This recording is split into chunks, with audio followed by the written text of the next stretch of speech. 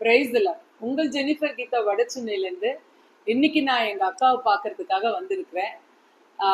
எங்க அக்காவோட உருவமும் என்னோட உருவமும் ரொம்ப வித்தியாசமா இருக்கும்.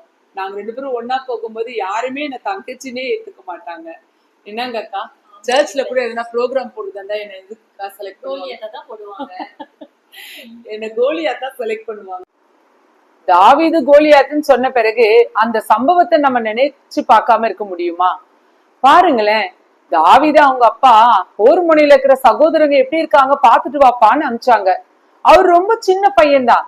ஆனா அங்க போனா பெலிஸ்திய போர் வீரரான கோலியாத்து ரொம்ப பெரியவரா அப்படியே நின்னுட்டு இருக்கிறாரு. ராட்சதன்னு சொல்றாங்க. அவரை பார்த்தோன்னே எல்லாம் பயப்படுறாங்க. ஆனா தாவீது கொஞ்சம் கூட பயப்படலங்க. கடைசியில ஒரே ஒரு கூழாங்கலை சுழட்டி அடிச்சாரு. நேரா போய் கோலியத்தோட நடு நெத்தியில விழுந்து அவர் அப்படியே மயங்கி கீழே விழுந்துட்டாரு. அப்புறம் அவரோட பட்டயத்தை வச்சு அவரோட கழுத்தை தனியா வெட்டி எடுத்துட்டாருன்னா பாத்துக்கோங்களேன். ஆனா இன்னைக்கு நம்ம வாழ்க்கையில ஏதாவது போராட்டம் வந்த உடனே நம்ம கோலியாத்தை பாக்குற மாதிரி பாக்குறோம் போராட்டத்தை.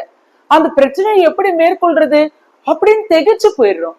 ஆனா வேதத்துல ஒரு அருமையான வாக்குத்தத்த வசனம் இருக்குது. நியாயாதிபதிகள் 6ஆம் அதிகாரம் 12ஆம் வசனம், பராக்கிரமசாலியே கர்த்தர் உன்னோடு இருக்கிறார் என்றார். ஆமாங்க, கர்த்தர் உங்களோடு இருக்கிறனால நீங்க பராக்கிரமசாலியே தானே. அப்புறம் கோலியாத்து போல இருக்கிற பிரச்சனையை பார்த்து ஏன் பயப்படுறீங்க? God bless you all.